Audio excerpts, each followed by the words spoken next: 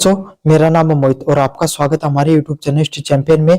तो जैसा कि आप जानते हो, आपका जो पेपर होने वाला है बीए फर्स्ट सेमेस्टर का, जो आपका पेपर होगा पोइट्री एंड ड्रामा का, इंग्लिश लिटरेचर का जो पेपर होगा उससे संबंधित यह आपके सामने मास्टर क्लास होने वाली है। मास्टर क्लास आप सबको पता भाई वो क्लास होती है जिसके अंदर सारा का सारा सिलेबस मैं रिवाइज कराता हूँ। तो आपको क्या करना है, बस वीडियो को पूरा देखना है। क्या करना है, वीडियो को पूरा देखना है, चैनल को सब्सक्राइब कर देना है। क्या कर देना भाई, चैनल को सब्सक्राइब करना है, वीडियो को पूरा देखना है। अपन ने 25,000 सब्सक्राइबर, कितने 25,000 सब्सक्राइबर पूरे करने का एक चैलेंज ले रखा है। 31 आपके सामने 31 तारीख से पहले 25,000 सब्सक्राइबर आपको पूरे करवाने। तो आप सभी बच्चे भाई चैनल को सब्सक्राइब करो और अपने दोस्तों से भी चैनल को सब्सक्राइब करो, है ना। अगर आप सभी हेल्प करोगे तभी अपन इस जो सब्सक्राइबर का जो टारगेट अपन 25,000 सब्सक्राइबरों का उस तक पहुंच पाएंगे। तो सभी बच्चों से रिक्वेस्ट है, प्लीज चैनल को जरूर से सब्सक्राइब कर देना। और आपके सामने अगर कोने में जो व्यू प्रोडक्ट वाला ऑप्शन दिखाई दे रहा है, इस पे क्लिक करके अगर कोई प्रोडक्ट खरीदते हो फ्लिपकार्ट या मित्रा से, तो सबसे ज्यादा डिस्काउंट आपको देखने को मिलेगा। जाओ और जाकर खरीद लो अगर फ्लिपकार्ट मित्रा से कोई प्रोडक्ट खरीदना चाहते हो तो। साथ के साथ अगर ये पीडीएफ, काफी बच्चों को इंग्लिश लिटरेचर में दिक्कत आती है, उनके सामने देखो इंग्लिश लिटरेचर में दिक्कत आती है तो इसके लिए मैंने इंग्लिश के नीचे हिंदी भी दी है। ऐसी पीडीएफ अगर आप पोएट्री एंड ड्रामा की डाउनलोड करना चाहते हो तो डिस्क्रिप्शन में टेलीग्राम का लिंक दे रखा है। डिस्क्रिप्शन में मैंने टेलीग्राम का लिंक देखा, जैसे उस टेलीग्राम के लिंक पे आप क्लिक करोगे आप पहुंच जाओगे हमारे जो टेलीग्राम चैनल है उस पे। तो आपको क्या करना है, उसके बाद में ऊपर की तरफ जो हिस्ट्री चैंपियन लिखा है इस पे क्लिक करना है। जैसे इस पे क्लिक करोगे आपके सामने नीचे की तरफ फाइल वाला सेक्शन है, इस पे क्लिक करना है। इस पे क्लिक करने के बाद में कोने में नीचे की तरफ आना भाई, थोड़ा सा नीचे की तरफ आओगे, कोने में जाकर इंग्लिश लिटरेचर सर्च कर लेना। सिर्फ इंग्लिश ही सर्च कर लेना। आप तो इंग्लिश सर्च करोगे तो इंग्लिश लिटरेचर फर्स्ट सेमेस्टर के नाम से पीडीएफ देखने को मिल जाएगी। और जैसे आप इसको क्लिक करोगे उसके बाद में आप जाओ और जाकर पूरी की पूरी पीडीएफ को अच्छे से पढ़ लो भाई। जाओ और आपके सामने जाओ, पूरी पीडीएफ को अच्छे से पढ़ो, अच्छे से रिवीजन करो ताकि आपके अच्छे से अच्छे नंबर आ सके। चलिए अब शुरू करते हैं आपके सामने क्लास को। Trace the history of English literature from the beginning to the restoration period, मतलब यूनिट फर्स्ट की शुरुआत करेंगे जिसमें आपको trace the history of English literature from its beginning to the restoration period 1660, मतलब आपको इंग्लिश साहित्य का जो इतिहास रहा है उससे संबंधित प्रश्नों को बताना है। क्या बताना है, इंग्लिश साहित्य का जो इतिहास रहा है कहां से, बिगिनिंग से, शुरुआत से लेकर जो रेस्टोरेशन का पीरियड था 1660 तक का, उस तक आपके सामने क्या करना है, आपको बताना है। मोस्ट इंपोर्टेंट पर्सन है। कैसा पर्सन है भाई, मोस्ट इंपोर्टेंट पर्सन है। अच्छे से इस प्रश्न को कर लेना। साथ के साथ आपको लिटरेसी मूवमेंट्स के बारे में बताना है कि जो साहित्य का जो आपके सामने आंदोलन हुआ वो कौन कौन से आपके सामने प्रमुख जो साहित्यकार हैं उन्होंने इसमें हिस्सा लिया और किन किन के द्वारा जो महत्वपूर्ण कार्य किए गए उसके बारे में आपको बताना है। मोस्ट इंपोर्टेंट पर्सन है भाई। चलिए शुरू करते हैं। The history of English literature from its beginning 1660 is a journey of language evolution, cultural shift and it can be divided into several की पीरियड्स। मतलब अगर अपन इंग्लिश साहित्य की बात करें तो इसकी शुरुआत कब होती है, इसका शुरुआत आपके सामने 1660वीं ईस्वी में दिखाई पड़ता है। इंग्लिश साहित्य की शुरुआत आपको कब दिखाई पड़ती है, 1660वीं ईस्वी से दिखाई पड़ती है। It is a journey of language evolution and cultural shift. ये किस चीज की आपके सामने जर्नी है, किस चीज की आपके सामने यात्रा है, आपके सामने लैंग्वेज इवोल्यूशन की। जो भाषा है उसमें कैसे इवोल्यूशन का अर्थ होता है, कैसे उसके अंदर बदलाव आता है, कैसे भाषा आपके सामने धीरे धीरे बदलती चली जाती है, उसका आपके सामने क्या उसकी जर्नी है। एंड द कल्चरल शिफ्ट, और साथ के साथ जो समाज है, जो हमारा समाज और संस्कृति है उसके अंदर आपके सामने कैसे बदलाव आ रहे हैं, उससे संबंधित आपके सामने क्या है, ये 16 से 60 वाला समय रहता है। और हम इसको अलग अलग भागों में अलग अलग आपके सामने जो समय कालखंड है उसके अंदर बांट सकते हैं। पहला समय है old English period 450 to 1066 period, मतलब पूरा जो प्राचीन इंग्लिश का जो साहित्यिक पीरियड है उसमें वो 470 ईस्वी से लेकर 1000 ईस्वी तक देखने को मिलता है। This era began with the Anglo Saxon invasion, मतलब ये ऐसा समय था जब एंग्लो सैक्वेशंस आपकी जो इक्वेशन जो तरीका इन्वेजन वो उससे शुरुआत होता है। मतलब इन्वेजन मतलब वहां पर जाके लोग जो एंग्लो सैक्वेंस का जो आपके सामने आक्रमण देखने को मिलता है उस टाइम पीरियड का ये कहानी है। The literature was primary oral and heroic, ये समय ऐसा था जब आपके सामने जो साहित्य लिखा गया वो कैसा था, ओरल था, मतलब लोगों को उतने जब लिखना नहीं आता था। समझ में आ गया, लोग एक दूसरे से क्या करते थे, आपके सामने साहित्य को बताते थे। जैसे ए आदमी ने बी को बता दिया, बी ने सी को बता दिया, सी ने डी को बता दिया। जैसे अपनी पुरानी कहानियां है ना, जो प्राचीन समय की अपनी कहानियां हैं, गीत हैं, जैसे महिलाएं आपके गांव में गीत गाती हैं, वो सभी गीत क्या आपके सामने इसी तरीके से आगे बढ़ते जा रहे हैं। वो भी तो क्या आपके सामने एक प्रकार से ओरली तो है, जो आगे से आगे बढ़ते जा रहे हैं, उसको कोई टेक्स्ट उनका लिखा नहीं गया। साथ के साथ इन्वेजन से आक्रमण का समय था, तो उस समय की कैसी कहानियां, हीरोइक कहानियां देखने को मिलती हैं, योद्धाओं की आपके सामने लड़ाइयों की से संबंधित कहानियां देखने को मिलती हैं। The most significant work is the epic Beowulf, और जो सबसे शानदार काम किया गया है वो किसके द्वारा किया गया है, एक कहानी है बेवुल्फ नामक जो कहानी है वो आपके सामने सबसे शानदार उस समय की साहित्य में से जानी जाती है। The poetry was marked by alliteration and themes of the bravery and faith. उस समय के जितने भी आपके सामने कविताएं और कहानियां पढ़ते हो वो सारी की सारी किससे भरी हुई है, आपके सामने बहादुरी और विश्वास पर भरी हुई है। मतलब उस समय के आप जितने भी कहानियों को पढ़ोगे सारी की सारी कहानियां किसकी थीम के ऊपर है, बहादुरी की थीम पर। किसके, बहादुरी की आपके सामने जो कहानियां है और आपके सामने जो विश्वास है, विश्वास और बहादुरी की जो कहानियां है उससे आपके सामने ओल्ड इंग्लिश पीरियड की कहानियां सारी सारी भरी हुई हैं। अगला मिडल इंग्लिश पीरियड, कौन सा पीरियड, मिडल इंग्लिश पीरियड है, उसके बारे में अपन देखेंगे। After the normal conquest French culture influenced by English, मतलब आपके सामने नॉर्मल आपके सामने साहित्य के बाद में, कॉन्क्वेस्ट का अर्थ होता है आपके सामने विजय होने के बाद, नॉर्मल विजय के नॉर्मन जो नॉर्मल जो आपके सामने नॉर्मन देश है उस देश के विजय के बाद में आपके सामने जो इंग्लिश साहित्य है इस पे फ्रेंच कल्चर का, मतलब जो फ्रेंच साहित्य है, जो फ्रांस देश है ना, उसका जो आपके सामने साहित्य है या उसका जो संस्कृति है उसका प्रभाव किसके ऊपर पड़ना शुरू हो गया, इंग्लिश के ऊपर। मैं आपको बता दूं पहले पूरी दुनिया के अंदर इंग्लिश से ज्यादा फ्रेंच लैंग्वेज पॉपुलर थी, और यह भी बता दूं इंग्लैंड में भी फ्रेंच लैंग्वेज ज्यादा पॉपुलर थी। The Guelph Chaucer, the father of English literature, wrote the Canterbury Tales, मतलब जो जोफ्री चौफर है वो आपके सामने, जिनको इंग्लिश लिटरेचर का, इंग्लिश साहित्य का, अंग्रेजी साहित्य का पिता माना जाता है, उनके द्वारा उस समय क्या लिखी गई, कैंटरबरी टेल्स लिखी गई थी। This period also known as the rise of religious play like miracle and mysteries play. ये आपके सामने, ये समय आपके सामने एक ऐसा समय देखने को मिलता है जिस समय क्या होता था, जो समाज के अंदर किस प्रकार का साहित्य पॉपुलर हो रहा था, धार्मिक साहित्य। किस प्रकार का साहित्य आपके सामने पॉपुलर होता दिखाई दे रहा था, जो धार्मिक साहित्य है जिसमें जादू टोनों की बात और आपके सामने जो मिस्टीरियस चीजें उसकी समय की बातें की जा रही थी, उस तरीके का जो साहित्य है वो काफी पॉपुलर हो रहा था। कौन सा साहित्य, मिरेकल एंड जो मिस्टीरियस आपके सामने जो प्लेज है वो काफी ज्यादा पॉपुलर हो रहे थे।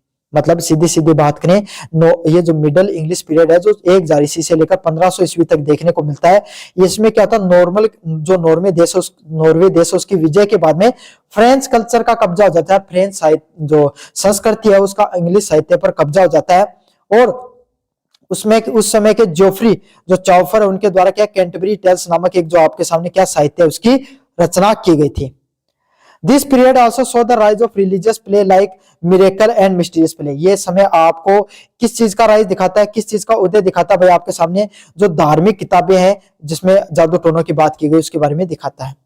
फिर पुनरुद्धार का टाइम आता है आपके सामने 1500 से लेकर 1660 तक का। पुनरुद्धार या आपके सामने पुनः जागरण का जो समय देखने को मिलता है, it is the most glorious period, मतलब सबसे शानदार समय में से आपके सामने एक समय रहा। कौन सा आपका, रेसिस्नेस वाला पीरियड है ना, कैरेक्टराइज्ड बाय द ब्रीबर्थ। इसको क्या मतलब बोला जाता है, अंग्रेजी साहित्य की पुनः जन्म के रूप में इसको जाना जाता है। क्लासिकल लर्निंग एंड ह्यूमनिज्म, इस समय आपके सामने जो सांस्कृतिक चीजों को सीखने के ऊपर और मानवतावाद, किसके ऊपर, मानवतावाद का आपके सामने समय माना जाता है। कौन सा समय माना जाता है, मानवतावाद का समय माना जाता है, और इसको 2 भागों में बांटा गया है। पहला पीरियड है द एलिजाबेथ एज। कौन सा, द एलिजाबेथ की जो आपके सामने जो एलिजाबेथ की जो एज है उससे संबंधित 1558 से लेकर 1603 ईस्वी का जो समय माना जाता है, इसको द एलिजाबेथ एज के नाम से जाना जाता है। It is known as the golden age. ये कौन सी एज थी भाई, आपके सामने इंग्लिश साहित्य, अंग्रेजी साहित्य का कैसा समय था, स्वर्णिम युग था। कैसा युग था, स्वर्णिम युग के नाम से जाना जाता है एलिजाबेथ को। द एलिजाबेथ का एज था 1558 से लेकर 1603 ईस्वी का वो समय था जब आपके सामने गोल्डन एज थी, जिसमें विलियम शेक्सपियर के द्वारा डोमिनेट किया गया। जिसमें क्या, विलियम शेक्सपियर है वो जो अंग्रेजी साहित्य के सबसे प्रमुख साहित्यकार, जैसे इंग्लिश हिंदी साहित्य में तुलसीदास, सूरदास का जैसे नाम है ना, उसी तरीके से आपके सामने विलियम शेक्सपियर का नाम है किसके अंदर, खास करके तुलसीदास जैसे थे विलियम शेक्सपियर, जिनके द्वारा हैमलेट और मैकबेथ जैसे आपके सामने जो प्रमुख साहित्य है उसकी रचना की गई। कौन से की, हैमलेट और जो आपके सामने मैकबेथ जो साहित्य है उसकी रचना की गई आपके सामने किसके द्वारा, द एलिजाबेथ के अंदर विलियम शेक्सपियर के द्वारा। Christopher Marlowe introduce the mighty line in drama, और जो क्रिस्टोफर मोरवे उनके द्वारा माइटी लाइन है नामक साहित्य लिखा गया। कौन सा साहित्य लिखा गया, माइटी लाइन्स नामक साहित्य लिखा गया ड्रामा के अंदर। Edmund Spenser wrote the Faerie Queens, और उसके अलावा जो इड्यूमेंट जो स्पेंसर है इसके द्वारा कौन सा साहित्य लिखा गया, भाई आपके सामने कौन सी कहानियां लिखी गई, द फेरी क्वीन की नामक कहानियां। कौन सी, द फेरी क्वीन नामक आपके सामने जो कहानियां है वो किसके द्वारा लिखी गई, एडमंड स्पेंसर के द्वारा लिखी गई। तो 3 आपके सामने अंग्रेजी साहित्यकारों के नाम रखने आपको। पहला विलियम शेक्सपियर जिनके द्वारा हैमलेट और मैकबेथ लिखा गया। क्या लिखा गया, हैमलेट और मैकबेथ लिखा गया। एक तो ये रट लेना भाई अच्छे से। क्रिस्टोफर मोरवे का नाम रट लेना जिनके द्वारा माइटी लाइन्स लिखा गया। क्या लिखा गया, माइटी लाइन्स लिखा गया क्रिस्टोफर मोरवे के द्वारा। ये रट लेना। एडमंड स्पेंसर को रट लेना जिनके द्वारा द फेरी क्वीन लिखा गया था। अगला है जैकोबियंस पीरियड। तो जैकोबियंस पीरियड है जो आपके सामने 1603 से लेकर 1625 तक का जो समय कालखंड है उसको जैकोबियंस पीरियड के नाम से जाना जाता है, जैकोबियंस एज के नाम से जाना जाता है। लिटरेचर बिकम मोर साइनिकल, जो अंग्रेजी साहित्य वो धीरे धीरे और सिनिकल हो गया, मतलब और जिसमें कटुता देखने को मिलने लग गई और ज्यादा आपके सामने व्यंग्य देखने को मिलने लगा। John dewy started the metaphysical movement, मतलब जॉन डुई के द्वारा क्या किया गया, आपके सामने एक मेटाफिजिकल युग है उसकी शुरुआत की गई। कौन से युग की, मेटाफिजिकल जो आपके सामने मूवमेंट है, जो आपके सामने एक आंदोलन है उसकी शुरुआत की गई। यूजिंग द कॉम्प्लेक्स मेटाफोर, उनके द्वारा क्या आपके सामने कॉम्प्लेक्स अलग अलग प्रकार के जो मेटाफर्स है जैसे कॉन्सेप्ट्स का प्रयोग है। मेटाफर क्या होता है, रूप आपके सामने जो एक दूसरे से जो क्या करते हैं अपन तुलना करते हैं ना, उनको मेटाफर्स के नाम से यूज जाना जाता है। तो इसमें जो कॉम्प्लेक्स मेटाफर्स का यूज किया गया जैकोबियन पीरियड के अंदर जॉन डुई के द्वारा। मोस्ट इंपोर्टेंट है भाई ये वाला पॉइंट अच्छे से कर लेना। अगला the Caroline age and the Commonwealth age, मतलब द कैरोलिन एज और कॉमनवेल्थ एज है 1625 से लेकर 1660वीं ईस्वी के अंदर दिखाई पड़ता है। कौन सा, द कैरोलिन एज और Commonwealth age. This was a time of civil war, मतलब ये ऐसा समय, कौन सा समय था, सिविल वार का समय था, है ना। जिस जो कि कब हुआ, आपके सामने जॉन मिल्टन है, जॉन मिल्टन नामक आपके सामने जो अंग्रेजी साहित्यकार है उनका उदय होता है।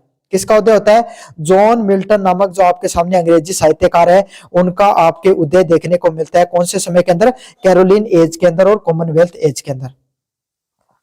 It is emerge as a giant with the religious epic, उनके द्वारा आपके सामने एक बहुत बड़े साहित्यकार के रूप में उनका जन्म हुआ और एक ऐतिहासिक कहानियां लिखते थे। कौन सी, ऐतिहासिक साहित्य इनके द्वारा लिखा गया जिसमें पैराडाइज लॉस्ट सबसे शानदार और सबसे प्रमुख और सबसे प्रसिद्ध कहानी रही। कौन सी, paradise lost.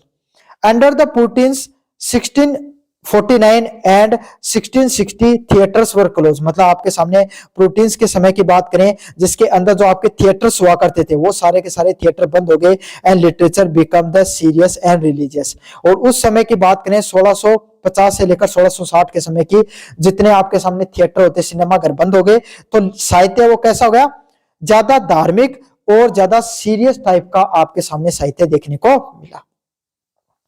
The period and eight 1660, मतलब 1660 में आपके सामने इस समय जब खत्म हो जाता है, जब पुनः जागरण है, restoration of the monarchy marking the beginning of new era wit and satire, फिर आपके सामने एक नया साहित्य का कालखंड देखने को मिलता है जिसमें व्यंग्य और आपके सामने बुद्धि की नई शुरुआत होती है। समझ में आ गया। तो 2 नंबर पर्सन है, 2 नंबर पर्सन की बात करें उसमें है discuss the origin and development of English language along with the social and the cultural background, मतलब आपको ओरिजिन और development of English literature, English language की बात करनी है। कैसे जो इंग्लिश भाषा है, कैसे जो इंग्लिश भाषा उसका ओरिजिन होता है, कैसा उसका उदय होता है, कैसे उसका डेवलपमेंट होता है, कैसे वो अब उसका विकास होता है, उससे संबंधित पर्सन अपन देखने वाले। मतलब इंग्लिश अंग्रेजी साहित्य का कैसे जन्म होता है और कैसे वो आगे जाकर आगे बढ़ता है इंग्लिश साहित्य, उससे संबंधित अपन देखेंगे पर्सन को। Along with social and cultural background, किस तरीके से सामाजिक और आपके सामने साहित्यिक सांस्कृतिक प्रभाव पड़ता है अंग्रेजी साहित्य के ऊपर। चलिए भाई पढ़ते हैं आपके सामने प्रश्न को। The English language did not start a single language but develop through the invasion, trade and cultural shift. अगर अंग्रेजी साहित्य की बात करें तो आपके सामने ये कोई एक शुरुआती दौर में एक भाषा नहीं थी। जैसे आज के समय आप अंग्रेजी भाषा को बोलते हो, इस प्रकार की भाषा का रूप नहीं दिखाई पड़ता था। मतलब अंग्रेजी भाषा एक सिंगल भाषा के रूप में नहीं थी। धीरे धीरे क्या हुआ, but develop through the invasion, मतलब जो आक्रमण के द्वारा, जो अलग अलग जगह भाई अंग्रेजों ने आक्रमण किया, या फिर इनके जो इंग्लिश भाषा को बोलने वाले रहवासियों ने आक्रमण किया, अलग अलग जगह जहां पर व्यापार करने जाते थे, और जो संस्कृति है लोगों की, अंग्रेजी भाषा को बोलने वालों की, जैसे जैसे उनकी संस्कृति में, उनके आक्रमणों में और उनके जो व्यापार में परिवर्तन आया, अंग्रेजी भाषा में धीरे धीरे परिवर्तन देखने को मिला। It history is divided into 3 main stages, मतलब इनका इतिहास है वो 3 मुख्य भागों में बटा हुआ है। अंग्रेजी इतिहास की बात करें, अंग्रेजी साहित्य की, कौन सी अंग्रेजी साहित्य की बात करें, उसको वो आपके सामने 3 मुख्य धाराओं में बटा हुआ है। कौन सी मुख्य धाराएं 3? पहला है ओल्ड इंग्लिश, पुरानी इंग्लिश। पुरानी इंग्लिश आपके सामने 485 ईस्वी से लेकर 1100 ईस्वी तक दिखाई पड़ती है। ओल्ड इंग्लिश कब कहां से कहां तक है? 450 से लेकर 1100 ईस्वी तक है। The origin of English live in the invasion of 3 Germanic tribes, मतलब अंग्रेजी का आपके सामने, अंग्रेजी साहित्य है, इसका जो इन्वेजन है, इसका जो आक्रमण है, वो 3 जर्मनी आके जो आपके सामने अलग अलग प्रकार की कबीले हुआ करते थे, उससे इसका ओरिजिन देखने को मिलता है। क्या होता है, जो अंग्रेजी साहित्य है उसका आपके सामने ओरिजिन कहां से देखने को मिलता है? 3 अलग अलग प्रकार की जो जर्मन साहित्य था, जो जर्मन कबीले थे, उनमें लड़ाई हो जाती है, उससे इसका आपके सामने उदय देखने को मिलता है। उनका क्या नाम था? एंजल्स, सैक्सन्स और जूट्स। 3 प्रकार के अंग्रेजी साहित्य को मानने वाले थे। एंजल्स, सैक्सन्स और जूट्स हैं आपके सामने, ये 3 अंग्रेजी साहित्य को मानने वाले हुआ करते थे। 3 अलग अलग कबीले हुआ करते थे, वहां से इसकी शुरुआत होती है। They brought dialects that emerged into the English, जो क्या करते हैं आपके सामने? They brought dialect that merged into Englishik। उनकी जो भाषा बोलने का तरीका था, जब वो मिक्स होता है, उसको किस नाम से जाना गया? इंग्लिशिक नाम से जाना गया। इंग्लिश नहीं नाम था तब उसका, इंग्लिशिक नाम था। The earlier language was very different from the modern language।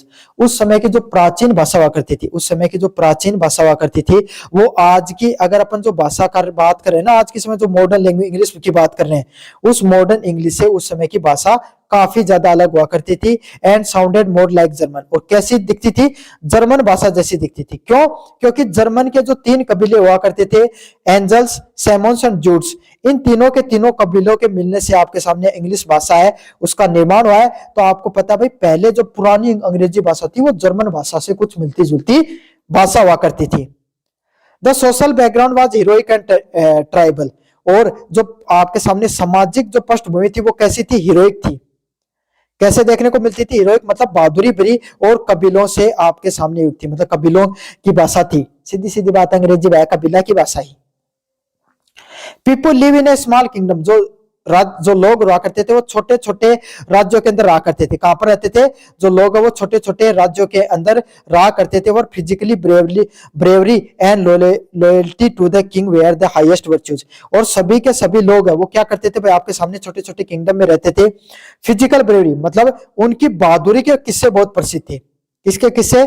उनकी जो बहादुरी है, और जो राजा, उनका जो राजा हुआ करता था, उसके प्रति वफादारी के किस्से बहुत ज्यादा पॉपुलर हुआ करते थे। तो शुरुआती दौर में, कबीले दौर में यही हुआ करता था भाई, जो राजा के जितना ज्यादा करीब हुआ करता था, राजा ने कैसे लड़ी, उन्होंने क्या किया, साथ के साथ वो कौन कितना वफादार था राजा के प्रति, वो कहानियां चला करती थी।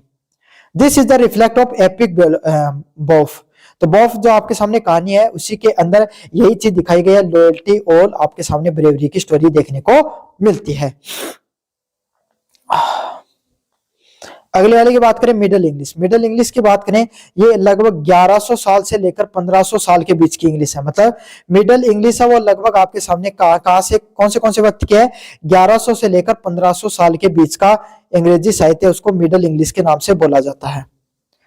इन 1066 the Normans from the France conquered England, मतलब अगर अपन बात करें 1066 के अंदर जो नॉर्मेन जो लोग थे, नॉर्वे के जो लोग थे, जो फ्रांस से हुआ करते थे, उन्होंने क्या किया कर लिया? इंग्लैंड को जीत लिया। अंग्रेजों पर इन्होंने क्या कर लिया?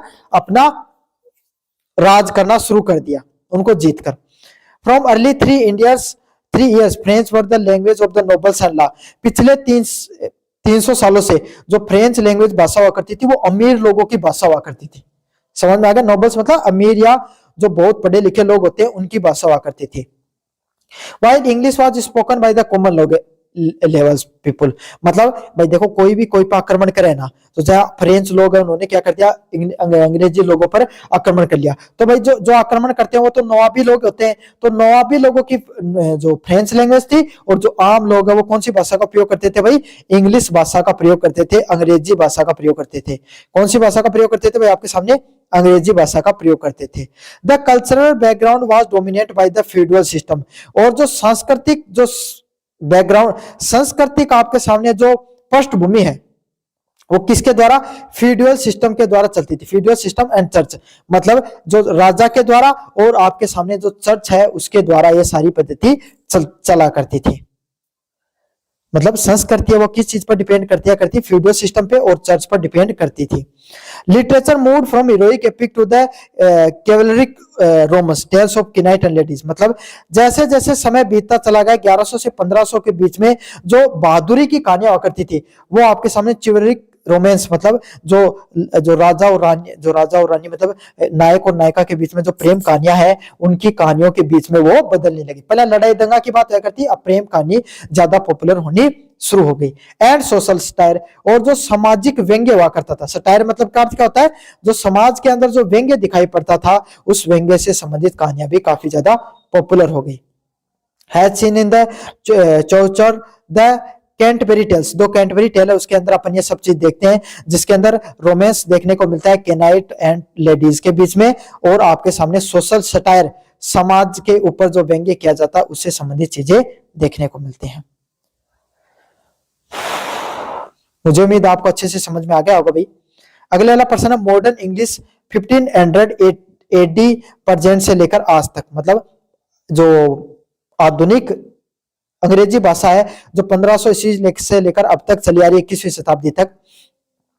The transition was sparked by resistance, मतलब पुनः जागरण के समय से, भाई जो पुनः जागरण का जो समय हुआ करता था, जो चर्च वगैरह उसके अंदर जो बदलाव देखने को मिलते हैं, कैथोलिक धर्म में बदलाव देखने को मिलता है, उसके बाद में क्या है, जो अंग्रेजी भाषा उसमें भी बदलाव देखने को मिला।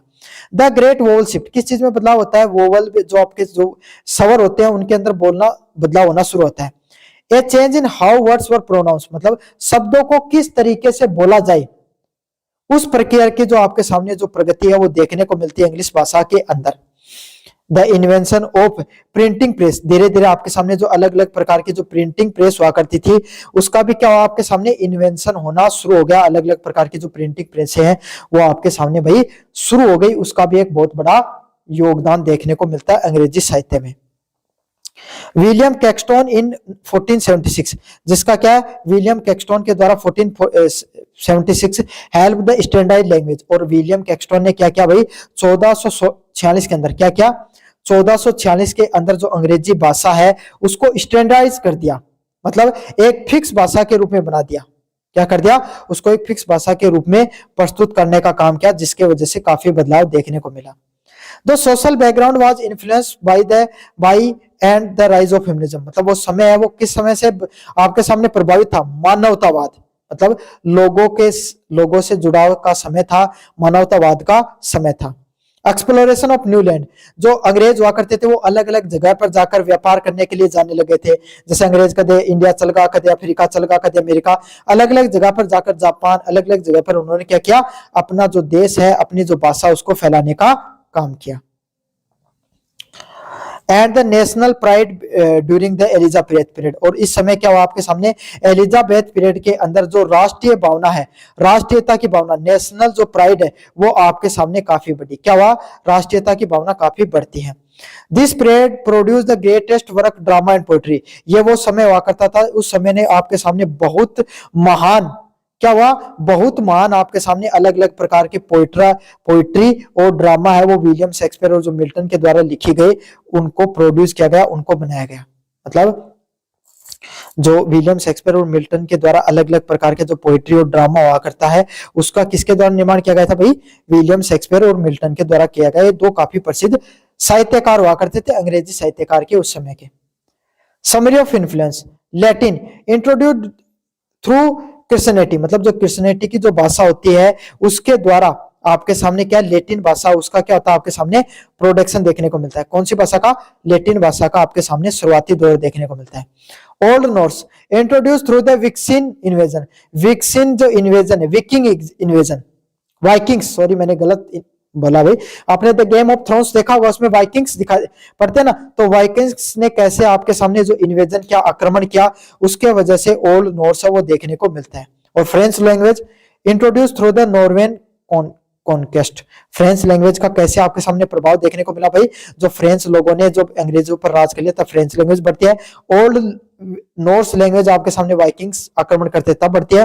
और लैटिन लैंग्वेज है वो क्रिश्चियन धर्म के द्वारा फैलती है।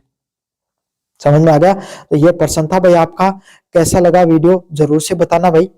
चलिए भाई आपके सामने अगले वाले प्रश्न की तरफ बढ़ते हैं, यूनिट नंबर 2 की तरफ।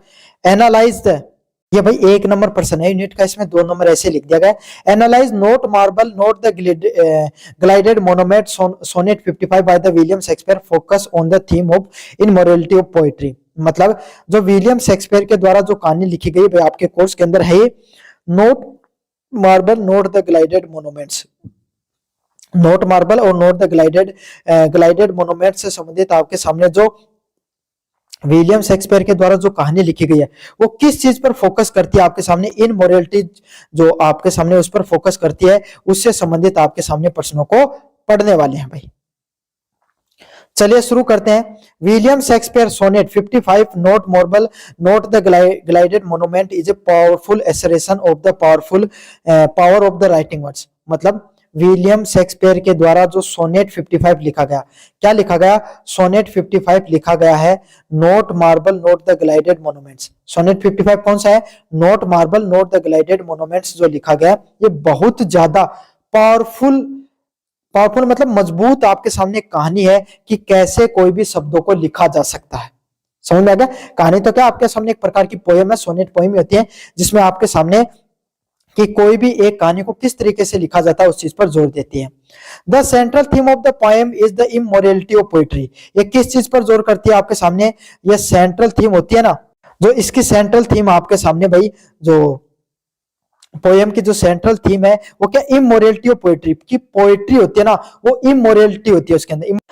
मतलब इमोरलिटी मतलब होता है अमरता, कोई भी चीज होती है जो अमर होती है ना, मतलब ऐसी चीज जो कभी भी खत्म नहीं हो, इस प्रकार की जो पोएट्री है, इसमें जो एक कविता लिखी गई, इसमें विलियम शेक्सपियर ने यही बताया है कि जो कविताएं और कहानियां होती है ना वो इमोर्टल होती है। मोर्टल का तो नाम सुना होगा ना, वही चीज आपके सामने कभी भी अमर होती है, कभी भी आपके सामने खत्म नहीं होती है। अगर आज के समय कबीरदास के दोहे उस समय भी पॉपुलर थे और आज भी पॉपुलर, और आज के 100-200 साल बाद में भी पॉपुलर रहेंगे। तो यही है, कविताएं पहले के समय भी पॉपुलर थी, आज के समय भी पॉपुलर है और आने वाले समय में भी रहेंगी।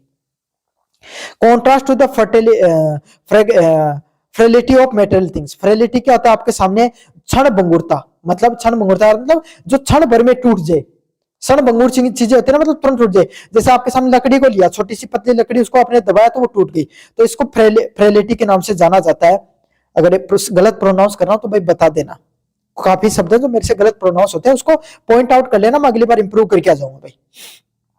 अगर इसमें क्या बताया गया, अगर जो कविताएं होती है ना वो आपके सामने हमेशा अमर रहती हैं, और जो चीजें होती है ना वो क्षण भर में टूटने वाली हो जाती हैं, आज नहीं तो कल, कल नहीं तो परसों में उनका क्या है? नष्ट होना, आपके सामने अंत होना वस्तुओं का तय है। तो इसमें यह बताया चीजों का अंत होना तय होता है, जबकि आपके सामने जो पोइट्री होती है, कहानियां होती है, वो आपके सामने हमेशा अमर और अजर रहती हैं। यही आपके सामने इनके द्वारा, विलियम शेक्सपियर के द्वारा बताया गया है। पोएट्री वर्सेस फिजिकल स्ट्रक्चर, क्या बताया? पोएट्री वर्सेस फिजिकल स्ट्रक्चर में क्या है? Shakespeare begins by the stating that neither expensive no marble statues nor gold plated monuments, मतलब विलियम शेक्सपियर के द्वारा क्या कहा गया है? That neither expensive marble, जो पोएट्री है वो ना तो आपके सामने बहुत महंगे गहनों से बनी हुई है, या आपके सामने कोई गोल्ड प्लेटेड मोन्यूमेंट और princess with last has a powerful rhymes. मतलब उनका क्या कहना है, देखो अच्छे से शुरू करना, जब ये कविता शुरू होती है तो शेक्सपियर क्या कहते हैं, Shakespeare began that stating that neither expensive marble, Shakespeare यही कहते हैं कि जो नाइदर एक्सपेंसिव मार्बल, जो एक्सपेंसिव मार्बल क्या होते हैं भाई, जो हीरा जवाहरात से जड़े हुए आपके सामने आभूषण होते हैं, gold plated monuments of princess, जो आपके सामने राजकुमारी है या राजा है उसके जो ताज जड़ित आपके सामने जो आभूषण है, will last has long as the powerful rhymes, मतलब वो भी इतने दिन नहीं टिकेंगे जितने दिन मेरी कविताएं टिकेंगी। मतलब उन्होंने क्या कहा भाई, उस समय का जो राजा हुआ करता था उसके पास जो आभूषण थे, आज शायद वो आभूषण आपके सामने कहा है किसी को नहीं पता है, लेकिन विलियम शेक्सपियर की जो किताबें हैं, जो कहानियां वो उस समय भी प्रसिद्ध थी और आज के समय भी प्रसिद्ध है।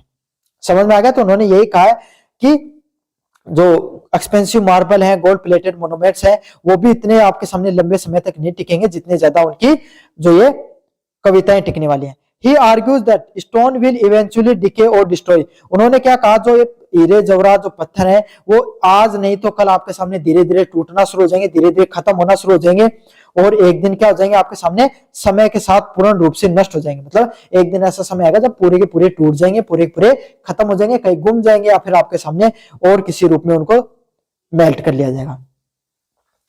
But the memory of beloved preserves in the verse will remain famous, लेकिन उनके द्वारा जो कहानियां लिखी गई हैं, समझ में आ गया, वो हमेशा लोगों के खून में, उनके प्रिय लोगों में, उन कहानियों को चाहने वालों में, उनको पढ़ने वाले लोगों में कहीं ना कहीं उनके अंदर वो हमेशा जिंदा रहेगी। मतलब विलियम शेक्सपियर जो जो क्षण भंगुरी दुनिया के अंदर जो चीजें हैं वो क्षणिक हैं, वो आज नहीं तो कल खत्म हो सकती हैं। उस चीज को बताने के लिए वो क्या कहते हैं कि जो दुनिया में चीजें हैं, आज के समय सबसे महंगी चीज क्या थी उस समय, जो राजा वो आभूषण पहनता है, गहने पहनता तो वो महंगी थी, उन्हीं के बारे में से कंपेयर करते हुए ने क्या कहा है कि जो राजा है ना, जो अपने यहाँ का, उसने जितनी महंगी चीजें पहन रखी आज नहीं कल टूट जाएंगी, लेकिन मेरी किताबें, मेरे शब्द, मेरी बोलियां, मेरी कहानियां हमेशा जिंदा रहेंगी।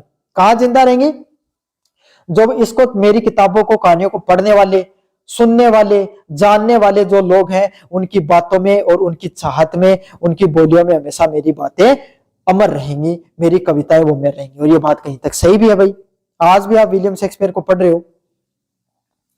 Destruction force of time and war, the poet mention that wasteful wars and the broils, जो आपके सामने जो लेखक है विलियम शेक्सपियर किसकी बात करते हैं, ये जो व्यर्थ दुनिया से जो लड़ाई चल रही है उसके बारे में बात करते हैं, और आपस में जो मनुष्य लड़ाई करता रहता है ना, उसके बारे में उन्होंने बात की है।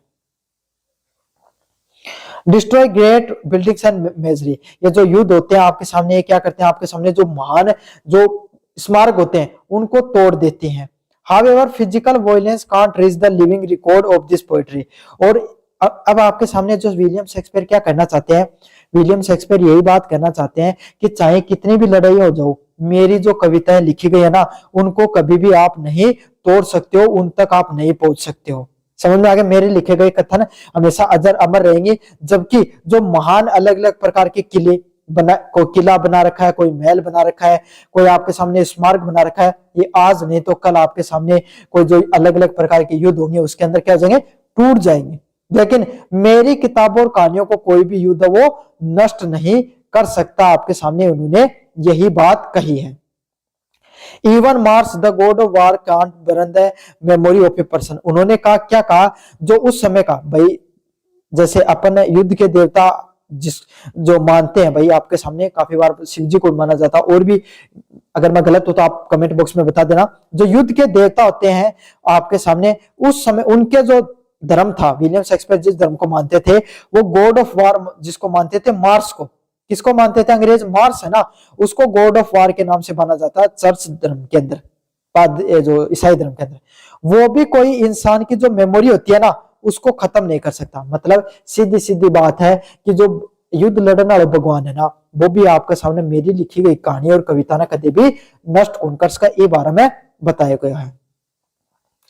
अगले वाला इथर्नल फेम, किसकी बात की गई, इथर्नल फेम क्या होता है, Shakespeare claims that his poetry will outlast death and all obvious enmities, उन्होंने क्या कहा कि जो उसके द्वारा कविताएं लिखी गई है वो मृत्यु को भी क्या कर देती है, आपके सामने आउट लास्ट कर देती है, मतलब उसकी कभी भी मृत्यु नहीं होने वाली है, अजर और अमर रहेंगी उसकी कविताएं हमेशा की हमेशा। एंड ऑल ऑब्वियस एनिमिटी, मतलब जो दुनिया के अंदर मृत्यु वो सबकी एनिमिटी है, लेकिन मेरी कविताओं की कभी नहीं है, दुश्मन कभी नहीं है।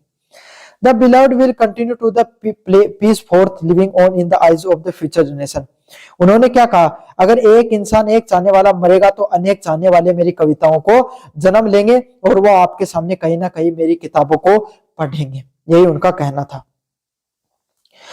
Until the day of last judgment, उन्होंने क्या कहा, मेरे द्वारा जो आपके सामने जो बातें कही गई, मेरे द्वारा जो जजमेंट दिए गए, या फिर जो मैंने जो जनरेशन है, जो आने वाली पीढ़ियां जब तक रहेंगी तब तक मेरी आपके सामने क्या है, कविताएं वो जिंदा रहेंगी मेरे चाहने वालों के जुबानों पर। Literary device, the poem use the vivid imaginary, जो पोएम है, जो कविता लिखी गई है आपके सामने, जो क्या कविता लिखी गई है वो किस चीज को यूज करती है, अलग अलग प्रकार के इमेजेस को यूज करती है। Ruins and the war to emphasise the strength of art, तो आपके सामने जो पोएम यूज की, जो पोएम जो उनके द्वारा विलियम शेक्सपियर के द्वारा बोली गई है, वो क्या करती है, किस चीज पर जोर देती है, strength of art.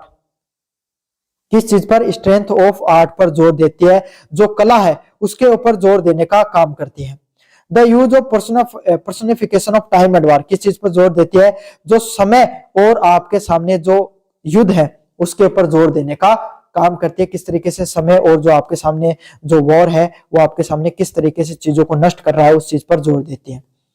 Highlight the theme as the destructive enemy of humanity against which only poetry can stand, इस चीज में यही बताया गया है कि पूरी दुनिया के अंदर युद्ध हो गए, समय हो गया, वो आपके सामने वस्तुओं को क्या कर सकता है भाई, वो खत्म कर सकता है। ये दोनों की दोनों चीजें आपके सामने, कोई वस्तु हो गई उसके या मनुष्य हो गए, उसके दुश्मन होते हैं, लेकिन इस दुनिया में सिर्फ विलियम शेक्सपियर के एकमात्र, जो विलियम शेक्सपियर या अन्य प्रकार के जितने भी साहित्यकार होते हैं उनके द्वारा लिखी गई कहानियां, कविताएं इस दुनिया में हमेशा अजर और अमर रहती हैं, जो आपके सामने उनके द्वारा जो डिस्ट्रक्टिव एनिमी ऑफ ह्यूमैनिटी, मतलब मानवतावाद के जो समय और जो युद्ध है वो दुश्मन है, वो आपके सामने कोई भी वस्तु वो उसके सामने नहीं टिक सकती। समय और युद्ध के सामने जो मानवता के दुश्मन है सिर्फ उनकी उसकी लिखी हुई पोइट्री है वो ही टिक सकती है। मतलब सीधी सीधी बात है, कोई भी वस्तु होती है, कोई हथियार बना दियो टूट जाओ, लेकिन जो कविताएं कही गई, मैं जनगण मन आपके सामने जो किस समय गाया गया था,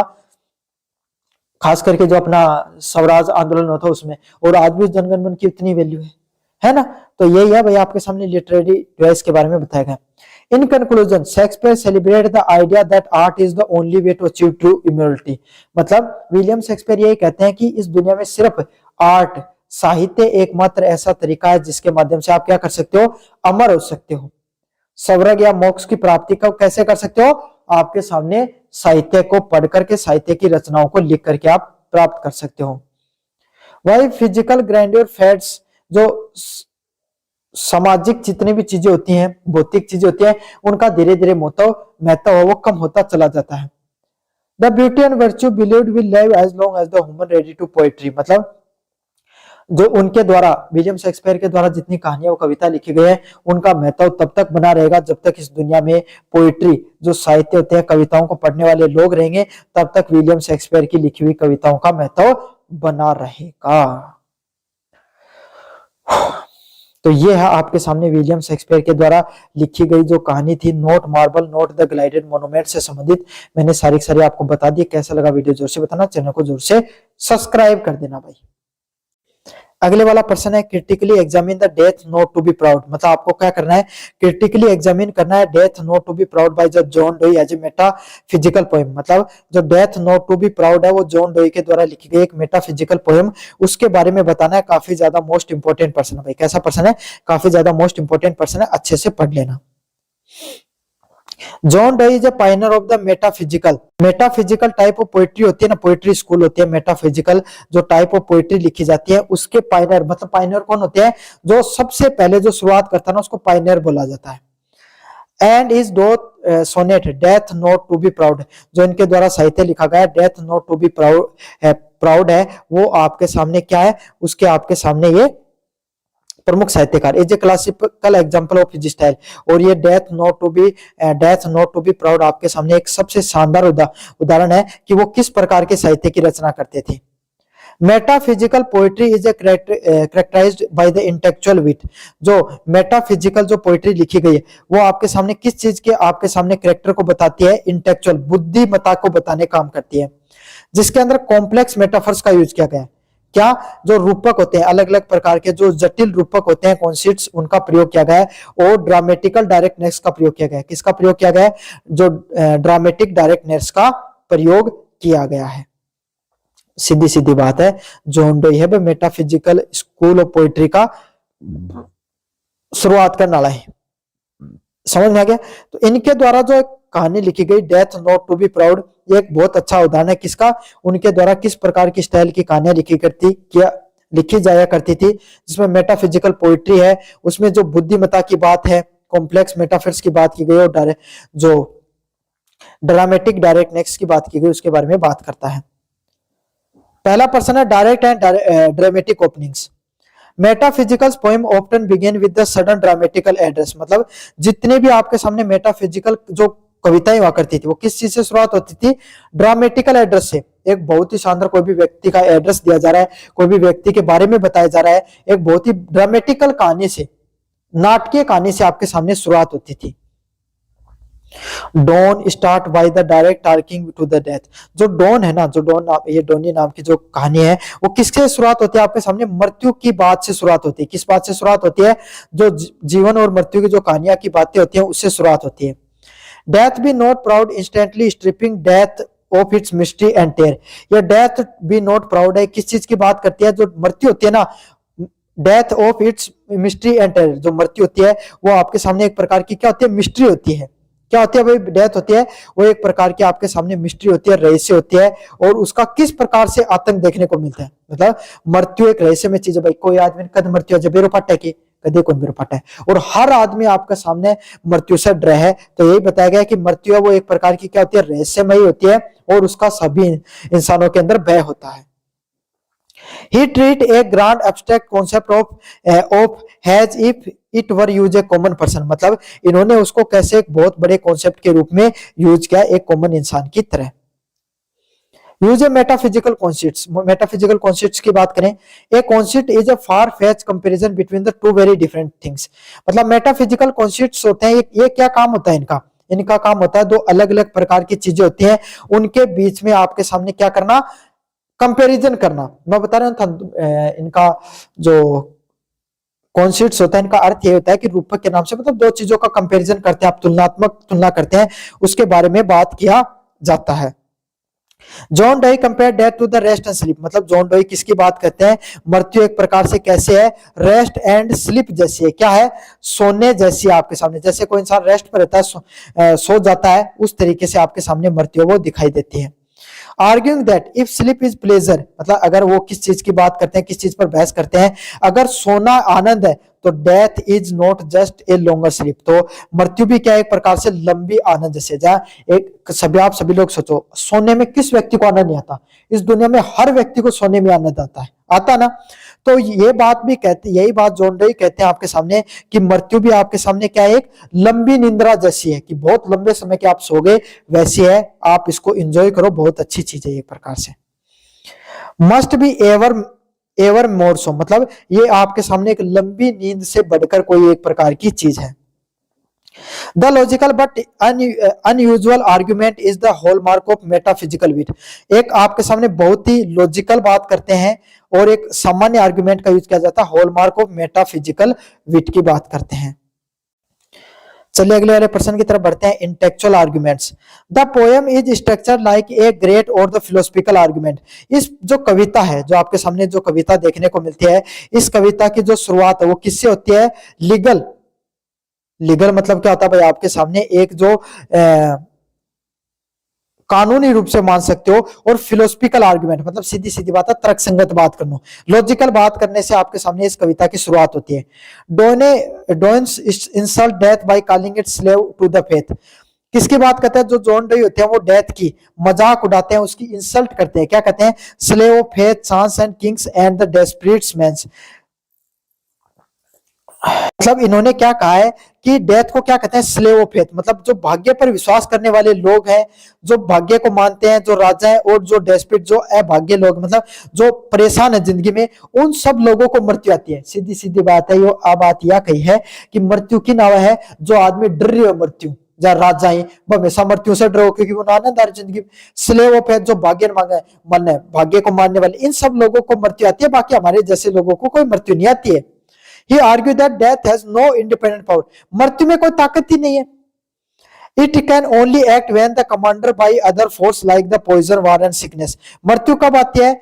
जब आपके सामने जो अलग चीजें हैं उसका कमांडर जब उसको ऑर्डर देता है। मृत्यु कब आती है? जब उसका कमांडर, जैसे एक सैनिक को एक कमांडर ऑर्डर देता है कि गोली चलाओ, तो वो चलती है ना। तो उसी तरीके से जब मृत्यु को जहर, युद्ध और बीमारियां आपके सामने ऑर्डर देती हैं तब वो आती है, इतनी देर मृत्यु नहीं आती है। तो जॉन डे यही कहते हैं आपके सामने कि मृत्यु जैसी कोई चीज नहीं, मृत्यु में ताकत ही नहीं। मृत्यु तो आपके सामने ये जो जहर हो गया, आपके सामने वार हो गया और बीमारी होगी, इन सब चीजों के बुलाव पर आती है, वैसे तो आती ही नहीं है। The paradox, the poem conclude with a famous metaphysical paradox, मतलब आपके सामने एक व्यंग्यात्मक दृष्टिकोण से आपके सामने खत्म होती है। Death thou shalt die through the Christian theology Donne argue that the soul is mortal. क्या मानते हैं आपके सामने? जॉन डे यही मानते हैं कि इंसान की जो आत्मा होती है ना, वो आपके सामने हमेशा अमर होती है। तो ये जो एक क्रिश्चियन विचारधारा है, डेथ थ्रो साल्ट डाई, आपके सामने इसको भाई रट लेना, ये सेम टू सेम लिख के आ जाना। Death is merely short nap, मतलब जॉन डे यही कहना चाहते हैं मृत्यु है ना, वो आपके सामने एक क्षणिक निंद्रा के समान है। किसके समान है? क्षणिक, कुछ क्षण भर के लिए आने वाली निंद्रा के समान होता है। बिफोर द इटर्नल लाइफ, बहुत जो आपके सामने जिंदगी, बहुत बड़ी जिंदगी है, शानदार जीवन जिया, आपने बहुत मेहनत की, उसके बाद में जब आपको नींद आती है ना, उसी तरीके से आपने जो शानदार जीवन जीने के बाद में एक प्रकार की नींद के समान है। ओनली द साल वोक अप इन हेवन, मतलब आपकी उसके बाद में क्या होता है, आपकी जो आत्मा है ना वो हेवन, स्वर्ग के अंदर आपके क्या होती है, खुलती है। Death cease the exist of death fall, और मृत्यु है वो आपके सामने क्या करती है भाई, आपके सामने उस जो आपकी आत्मा है उसको खोलने का काम करती है, आत्मा को बाहर करने का काम करती है। इन summary the poem is metaphysical, जो पोएम है वो कैसी है भाई, मेटाफिजिकल दिखाई पड़ती है। कैसी दिखाई पड़ती है? मेटाफिजिकल होती है, because it uses the logical and the intellect to overcome a deeply emotional and physical war. किस चीज की बात करती है भाई आपके सामने? जो युद्ध, जो पोएम होती है वो किस चीज की बात करती है? लॉजिकल इंटेलेक्चुअल बातों की बात करती है, इमोशनल फिजिकल वार की बात करती है। It shift the focus from horror, ये आपके सामने जो आपका ध्यान है वो किसी की तरफ बढ़ाती है, आपका जो हॉरर है, जो डरने की तरफ बढ़ाती है, और dying to the philosophical eternal war की बात करती है। तो ये था आपके सामने फर्स्ट मास्टर क्लास मैंने पढ़ा दी है पोएट्री एंड ड्रामा से संबंधित। कैसा लगा वीडियो जोर से बताना, चैनल को जोर से सब्सक्राइब कर देना।